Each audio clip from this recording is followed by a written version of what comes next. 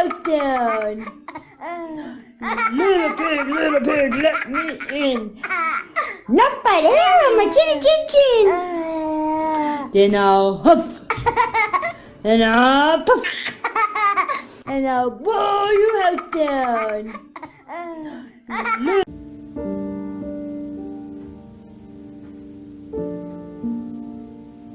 What's up, y'all?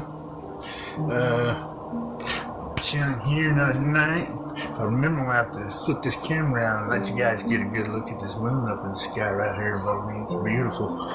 Beautiful. So, I was supposed to be making the sequel to the video I made last night, referring to my like 2, almost 3-year little alcohol binge / party crazy storytelling time.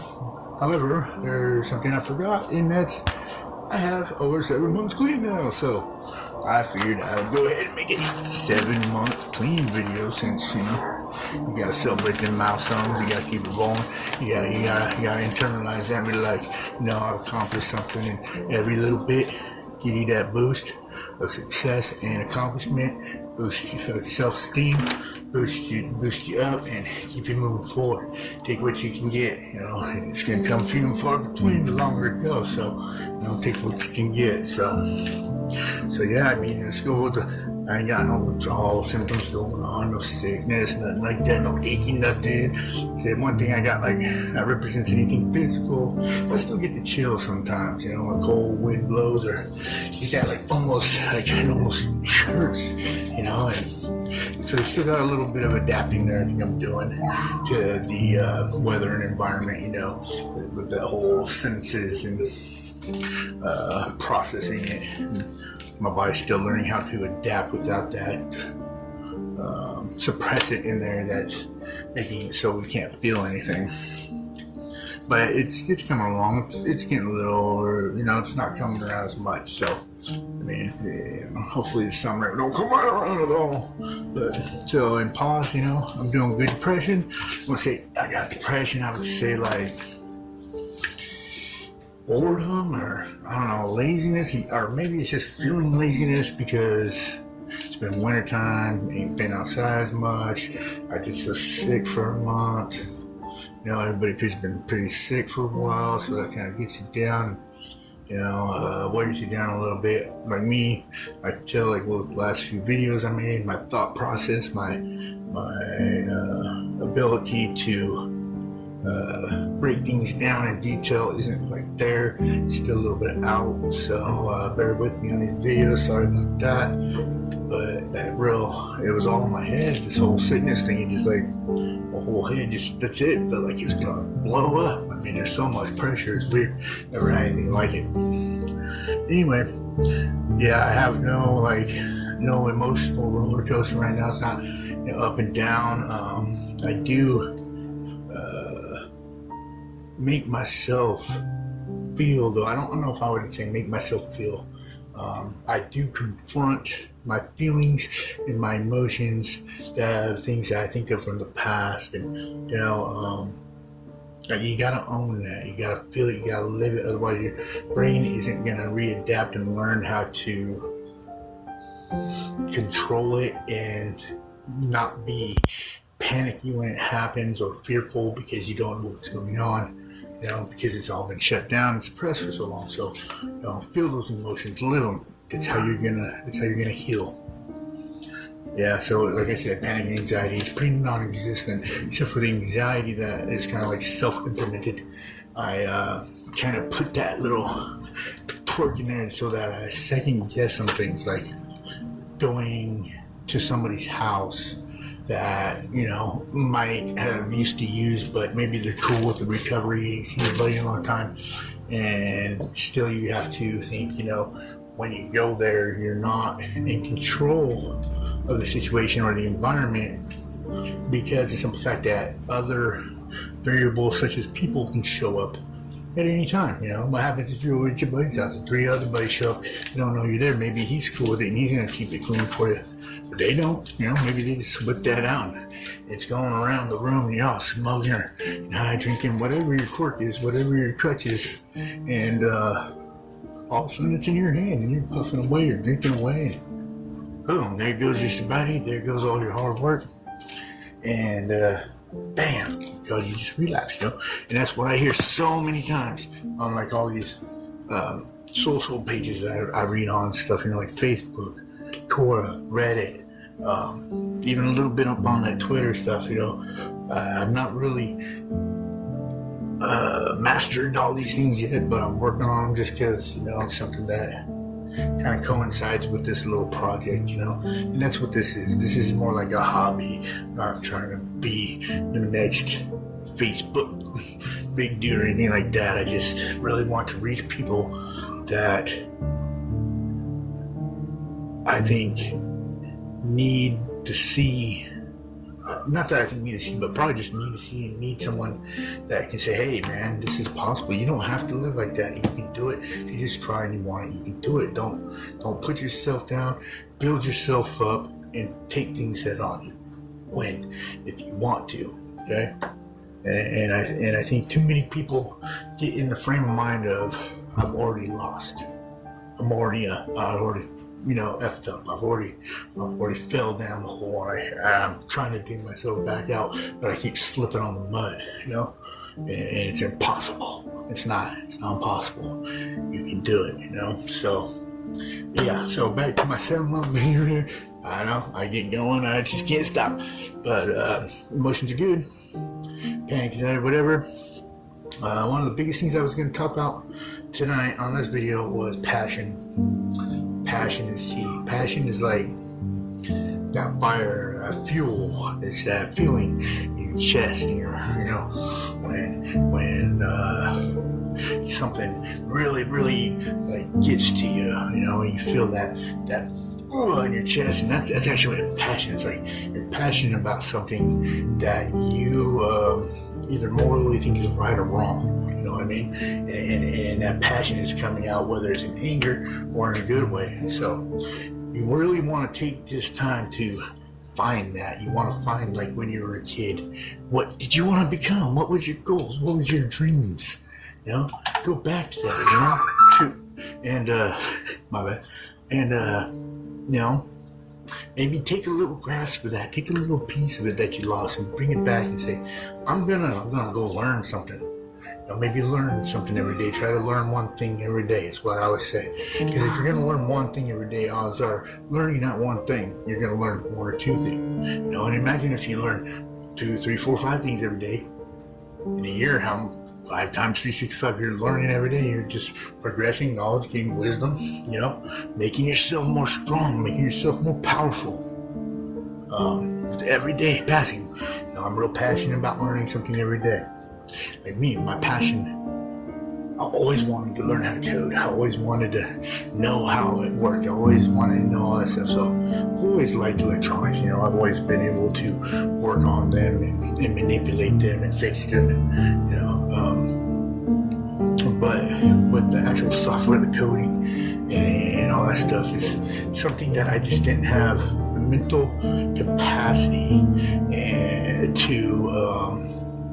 to learn when I was high, when I was on the opiates, when I was messing around. I just didn't have the brain functionality to comprehend everything that needed to be done. And it's not even that it's like super hard. It's just that, you know, my critical thinking and deep thought process was shut down. It was just, you know, on standby, like we're just zombies walking through, you know, slobbering on ourselves, or we're just going through the motions. You know, you're the worker bee that really has no purpose other than to do what everyone tells you to do, and you just kind of mindlessly follow that path. That's drug addiction, right? So find that passion, go out there and grab it, you know, whether it's drawing pictures, whether it's writing songs, whether you like to cook, you like to garden, plant things, you like to take pictures, you know, whatever it is, you know, that's yours. Go out there and get it. And try for little things at first, you know, little accomplishments. Like me, I made a Pong game. That was my first thing I coded was a little palm game, you know, and then I did the, you know, the snake game and all this stuff. So every little game that I made and every little game or app that I finished, you know, I got that instant gratification like you used to from the pills and the addiction, and you know, make you feel good and got you rush and you're pumped up, and that's how, like, you know, completing something makes me feel that feeling of, you know, success, and completing something is just overwhelming, you know. And take those accomplishments and use them to fuel your passion and your fire to continue on that path and keep going, you know. Don't ever just stop and stagnate, and because, you know what, we've already been doing that. We've already been stagnating. We've already been sitting around doing nothing. Well, why are we going to keep doing it now? We're off it. Let's go live life. Let's let all that stuff go, you know? Anyway, so the last little thing I'm going to talk about is confusion. Confusion as in time frame confusion. People, you know, I was on, you know, between 5-6 years, around 6 years, you know, a little bit over 2 years on the age pills and all that stuff that I was actually addicted to. I mean, I dabbled with stuff before in my younger years and throughout my years, but I was actually addicted, and, you know, had to have it, or I didn't have to have it, but I thought I did, you know, and that kind of thing. And then I was on Suboxone for almost 3 years too. So it's, you know, between 5 and 6 years. But a lot of people out here that I talk to have been on, you're talking about 7, 10, 15, some even up in close to 20 years, you know. You are not the same person you were when you started. So, do you think coming off something that has been suppressing you in every way imaginable, that you are in any way, shape, or form still the person you were when you started? And if you do, how is that possible? You know, I will admit, yeah, we kind of go through the emotions and we don't really live life on them, but we're still subconsciously there, you know, whether we're aware of what's going on to 100% or not because it's being suppressed. We are still there, and when you come off it, your brain is going to have to take that time to slowly reiterate everything back into you that has happened, and you're going to have to process all that. I think that's where a lot of people's mental fear and a lot of things come from, because they don't know who they are. They're kind of lost, you know what I mean? And that's to be expected, you know. I'm sorry, I'm almost done. So, yeah, like when I was in sociology in college, this is what we learned. Every 5 to 7 years, you are technically a different person than you were the 5 years or 7 years before that. And why is because life, you live it. You know, there's circumstances, there's decisions, there's, you know, people are gonna come with arguments and discussions and everything. You're going to be influenced to think different things. You're going to learn different things. Your morality is going to change. Your ideals, your philosophies, they're all going to be subject to be manipulated by life because you have to live it. And you're not the same person you were when you're 10. You learned and developed and, you know, progressed into an adult now, right? So, you know, coming off opiates 5, 10, 15 years later and expecting everything to be normal that was your normal then is kind of crazy. Okay, let's put it that way. You know, it's kind of insane. So just keep that in mind. You're not going to be that person, you know, and realize that, you know. I will say this though, if you have like any kind of mental disorders, depressions, or anything like that before, odds are you're going to have them after, just because a lot of those chemistry things don't just go away, and you've just kind of put a band-aid over everything and not been dealing with anything. So yeah, if you're ever depressed before, you might be twice as depressed coming off them, but just knowing you're going to slowly acclimate, your brain's going to slowly heal itself, it's going to slowly develop back to where it's gonna be. You know, it might take a little while. I think that's one of the biggest reasons for this long pause on Suboxone and stuff, is because your brain just has to, it just has to, yeah. Anyway, I'll leave that one alone. So I'm gonna leave everything right there. I kind of just went off, but I got a little excited there. I'm feeling a little better.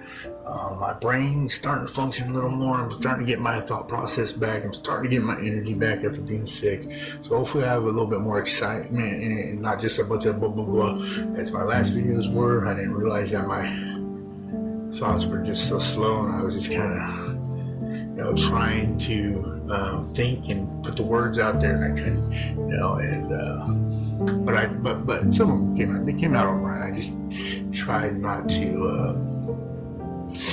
dwell on it. It is what it is, you know what I mean? But so 7 months, remember, you guys can all do it.